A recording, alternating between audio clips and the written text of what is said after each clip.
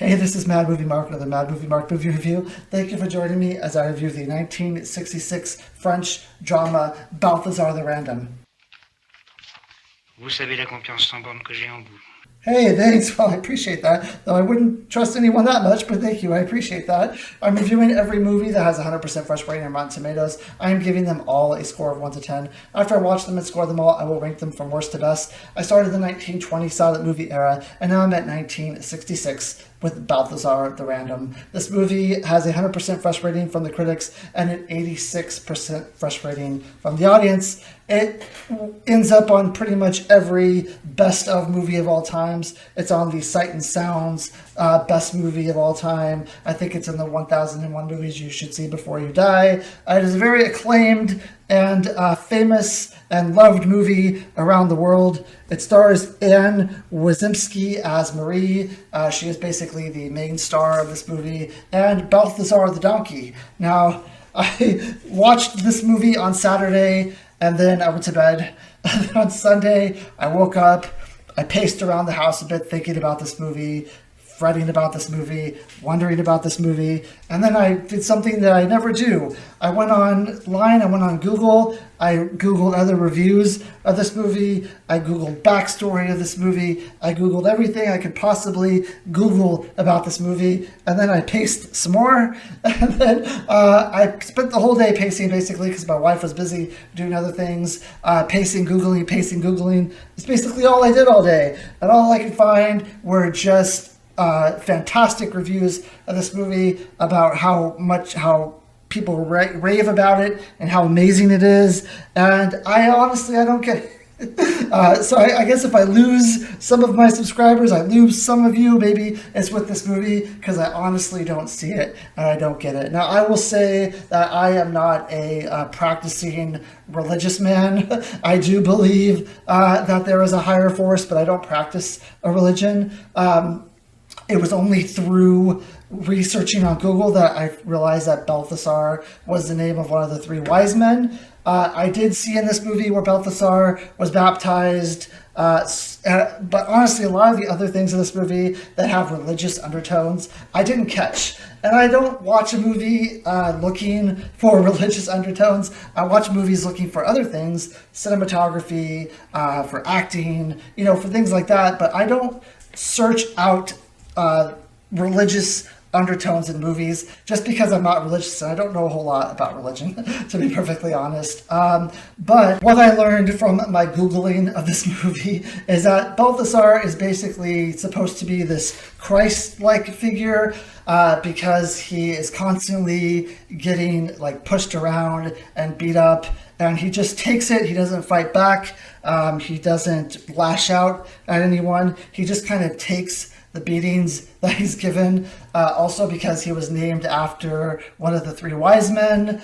Let me see, at the end of the movie, so this is going to be a spoiler already, at the end of the movie he ends up dying, and he dies around a flock of sheep, which I guess is also supposed to mimic Christ and what Christ did. I guess he died by a flock of sheep as well. So there's a lot of things in this movie that's supposed to kind of show Balthazar as this Christ-like figure, and the fact that you see the movie through his eyes, and you see all the pain that Marie's going through his eyes, and you see the pain that he's going through his own eyes, and I guess that's partly of what is supposed to make this movie great. Also, the director of this movie, I guess he hired actors who were not real actors. They were just regular people, and they don't give, you don't fully know what's going on in their heads throughout the entire movie. They don't show emotions. You just kind of have to guess and assume what's going on in their heads. And it's the same with Balthazar, is that you don't actually know what's going on in his head, and you don't actually know what's going on in his life. So Marie and Balthazar's lives kind of come together that way. And Balthazar is supposed to not be able to be in control of his actions because he is an animal. And in that same way, Marie is also not supposed to be in control of her actions and what happens around her. So they're supposed to kind of mirror each other's life in that way as well. That's all the stuff I read online, and that's all good and great, but I don't actually like see all of that, and I don't actually believe that all of that is what could make this movie great. So essentially what this movie is about is Jaques and his sisters adopt this baby donkey, and they end up like baptizing it. Je te baptise au nom du Père et du Fils et du Saint-Esprit. Ainsi soit-il. Now, Jaques' sister, one of his sisters, gets very ill, and I guess they hope that the donkey will kind of cure the illness, like a Christ-like figure, I guess, as well.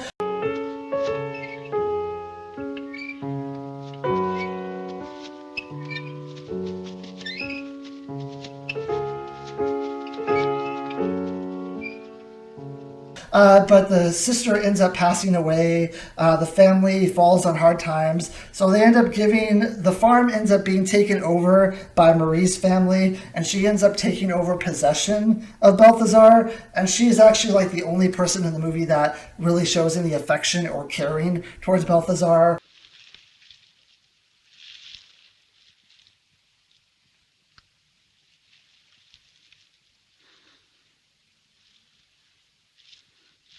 But she ends up or in some way, Balthazar ends up going to another owner. I think maybe Gerard at this point. Now, Gerard is a scumbag, essentially. He works at the bakery, and he has feelings for Marie, and he's jealous of Balthazar because Balthazar has Marie's love and he doesn't. So he takes control of Balthazar and he just treats him poorly. By the way, I'm not showing any scenes from the movie of Balthazar getting treated poorly because I don't show scenes of animal cruelty, or at least I try not to. I might have done accidentally in Old Yeller, but I try not to show scenes of animal cruelty.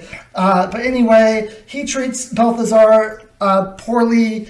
Eventually, he is in a car and he runs across Marie. Marie gets in his car. He kind of makes this motion that he wants to engage in sexual activities with Marie. She turns him down, and then she realizes she has no way of getting away from him. So she gets back in the car and she just lets it happen.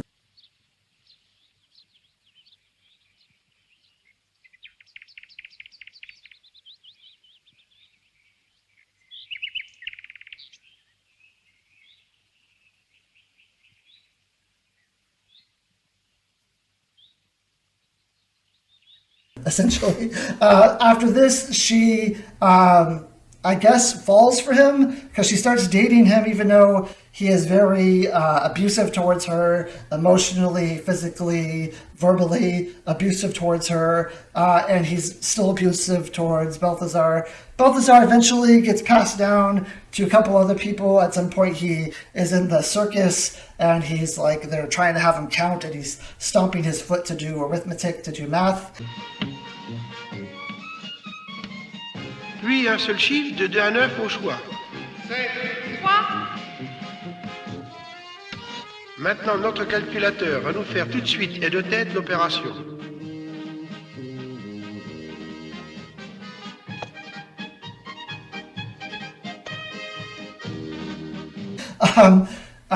At the end of the movie, Marie ends up leaving Gerard because she says that he is not a good person and his friends aren't good people either, which she hasn't been through the whole movie, so at least she finally figured that out. I don't know what was the final straw.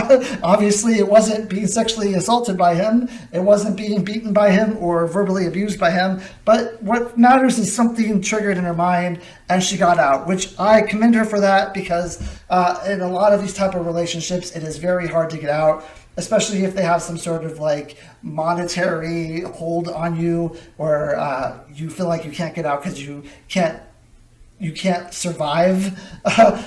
So a lot of these type of relationships, the woman or the person who's being abused feels like they are stuck. And I do commend her for getting out of this relationship because it was an absolute terrible relationship for her to be in. She then goes and she tries to spend the night at like this old guy's house. I think it was maybe Jaques' father or something. I'm not really sure who he was. But he kind of makes advances at her like he will if like she sleeps with him. And I think she ends up doing that, but I'm not 100% sure.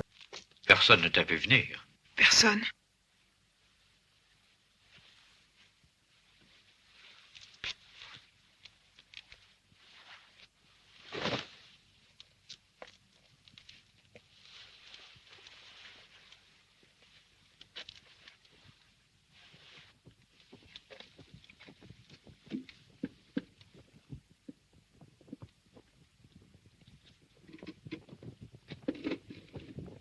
Comme c'est laid chez vous. But I think they end up sleeping together. At the end of the movie, Gerard ends up, Marie ends up going to this house where Gerard and his friends meet her, and they like strip her of her clothes, and they like beat her, and they just leave her in this house. Her parents end up finding her, and then Gerard comes over a few days later asking if he can see Marie. It's like, no! What are you talking about? Of course you can't see Marie. He ends up borrowing Balthazar so Balthazar can help him carry drugs over like the border. Gerard ends up dying. Balthazar ends up dying. And basically the end of the movie is Balthazar dying in a field. So I think I need some help here. People, I really need some help with this movie because, like I said, it is so loved just all around the world by everyone. I had a hard time finding anything that had anything bad to say about this movie. And I said, okay, well, I'm really in a camp all of my own here. I'm really by myself on an island because, sure, like a lot of the things, the biblical stuff, if that's what you're into in a movie and you love watching like scenes where animals or anyone's depicted as Jesus, and it kind of tells a story of Christ, or like it tells a story like Christ, and that's something that you're into, sure, like fine. But I didn't even notice any of that. Like, I know he was baptized. I think maybe they said something about Balthazar's name in the movie, but besides that, I didn't get any of the references towards Christ at all, just because I've never read the Bible, I don't follow religion, none of that registered in my head whatsoever. And the fact that these are not actors and they're just people on screen who are asked to act, asked to not show that much emotion. There's not a whole lot of dialogue in this movie, and I like great acting. I don't like this type of movie where there's no dialogue, where you don't know what's going on inside the person's head, where they show no emotion. I mean, even in the part of the movie where Marie is in the car and she knows she's going to get like sexually assaulted, she's crying, but there's no like emotions. There's no like, she doesn't say anything. She doesn't stick up for herself. She doesn't, she just lets it happen. And a lot of this movie is just letting stuff happen. And it's not something that I enjoy. I definitely don't enjoy watching an animal be abused either. And sure, you can tell yourself like, oh, he's a Christ figure, so it's not that bad. And he's not like really reacting to what's going on. And, he's showing this sturdiness, and he's showing how strong he is, and he's showing just how much he can take. And yeah, but I mean, the animal in real life doesn't know any of this. Like, he doesn't know he's supposed to be acting like Christ. He doesn't know he's supposed to be showing sturdiness. Like, he's doing what they're telling him to do, and you're actually just like abusing him on scene. You're abusing him on the set. Like, you can tell yourself whatever you want to justify what's going on, but in actuality, what's going on screen is that a donkey is being abused because he's seen as like a dumb animal, because he's seen as like, I don't know, he's not doing like what his owners and what his caretakers want him to do, because he's just like, I guess they show him as not mentally capable of doing any of this stuff. He's just shown as like a dumb animal. I think this was based on a book where the character's called like an idiot or something, but the animal in real life doesn't know any of this. The animal just knows that you're whipping him, or that you're hitting him, or that you're like, they throw these like firecrackers at him. Like, if that's something they really did to this donkey, then that's absolutely terrible. Like, I don't justify that in my head by saying, oh, this is a Christ-like character, so it's all fine. There's nothing going wrong here. And I also take point, I mean, with the whole fact of her being sexually abused in the car and being in this relationship that she's in that's abusive physically and mentally and emotionally, she ends up leaving her parents so that she can be in this relationship. And it's just, I don't know why this has to be like part of this movie. Like, people know that this type of thing happens. And I think that there needs to be a point where like she like rises up. I mean, she does leave him, but there's no point where she like rises up against it. I mean, later on she meets him at this house and like they strip her and beat her, and then he comes over again and asks if he can hang out with her. Like, there was no like line in the sand that she drew that says I'm out of this relationship, like I'm out of it for good. Like, her mom did say that she moved away and she's never coming back because I don't think her mom wanted her to see Gerard. But why does this have to be shown on screen? Like, why can't there be some sort of emotion from her, some sort of like her telling us that she's done, like her telling us that it's over, her telling us that she's finally like triumphed and overtaken, and now she's like her own person. It's so disconcerting. It's so terrible that this scene was in the movie. Like, we understand that Gerard's a bad person. Yes, you could have told us this without having him sexually assault someone. And if you wanted to show that, you show it off screen, fine. But if you wanted that to happen, you don't put them in like a relationship together.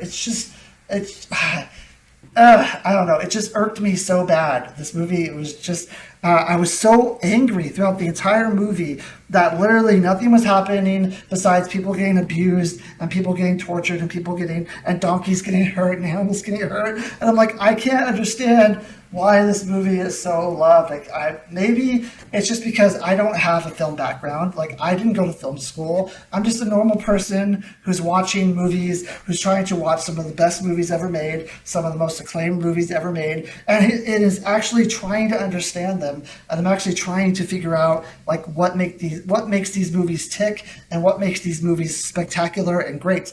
I will say the cinematography is good in this movie.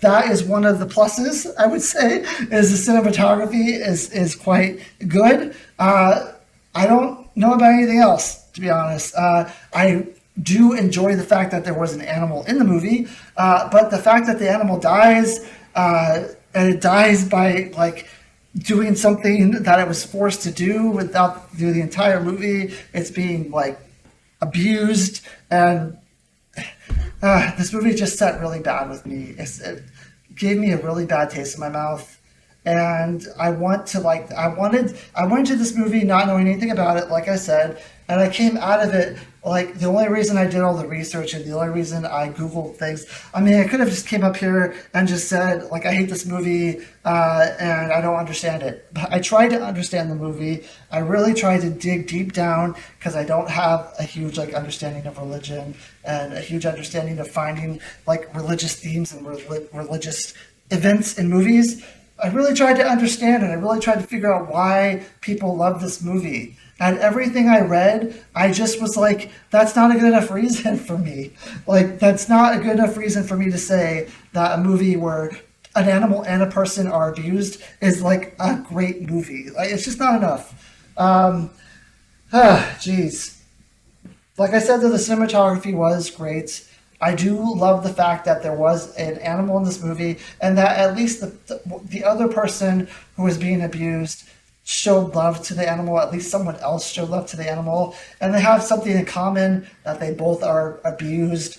The whole fact that you're seeing, the whole argument I read that you're seeing this movie through the eyes of Balthazar, I don't know. I don't really understand that or get that. There's plenty of scenes in the movie where Balthazar is not there. He's not around. He isn't with Marie the whole time throughout the movie, yet you do see Marie getting abused and you see her life unfolding around you, and he's not there. So how is the movie seen through the lens of Balthazar? I don't get it. I can just say this whole movie, I don't get it.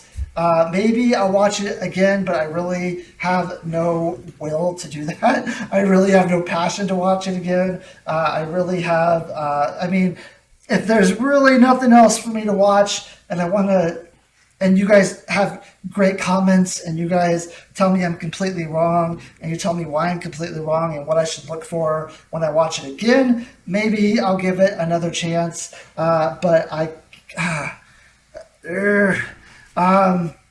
so for the cinematography, the dialogue when it's there is not bad dialogue. It's good dialogue. And for the fact that an animal was in the movie, even if the animal is being abused and tortured and the animal is killed, I will give this movie a 6.5.